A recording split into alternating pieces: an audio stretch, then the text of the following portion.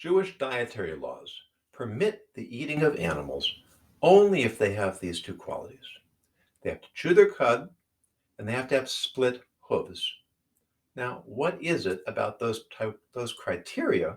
What does that have to do with making an animal permissible for human consumption, or more specifically, for Jewish consumption? Well, there's a tremendous amount of symbolism here. If an animal has claws, that means it has a predatory nature. And we've heard again and again, you are what you eat. And that applies not only in a physical dietary sense, but in a metaphysical spiritual sense. If we ingest animals that have a predatory nature, that has an effect, it has an influence on our nature as well. Now that explains why hooves and not claws, but it doesn't explain why split hooves.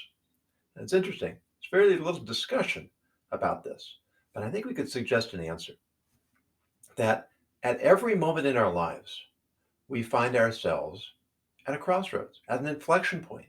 We have to make decisions again and again and again throughout the course of our lives, throughout the course of our days. Many times each day, we come to decision points. And if we think of ourselves as like the old fantasy story of the Garden of Forking Paths, that at any given moment we may be facing a critical decision, and if we aren't alert, if we aren't focused, if we don't have that mindset that every decision is important, is critical to our future, who knows where we may end up in life?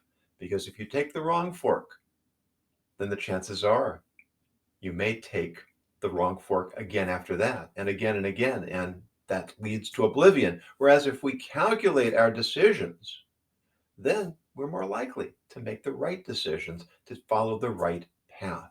And that leads into the second criteria, chewing the cud. Now, animals that chew their cud are called ruminants.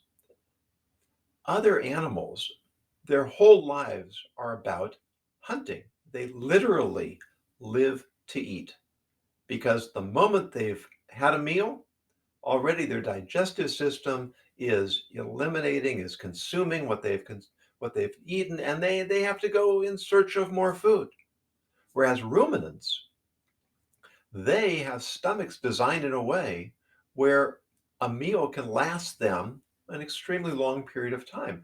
Now, on the one hand, what is that telling us? Don't be slaves to our desires, to our appetites, to our impulses. We want to have mastery over the impulses of our body. We don't want to let them rule us. But even on a deeper level, what does rumination mean? It doesn't just mean a biological function. It also means to contemplate, to think over, to dwell upon.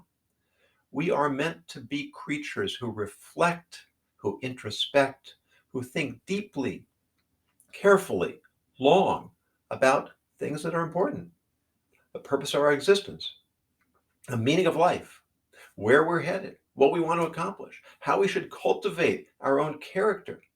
These are the thoughts that should occupy our minds. And just like an animal that reflects, that not reflects, but just like an animal that is able to not focus on the next meal because it has consumed what it needs to sustain it for a long period of time. We want to ruminate over the questions that are important for being a viable, functional, and aspirational human being.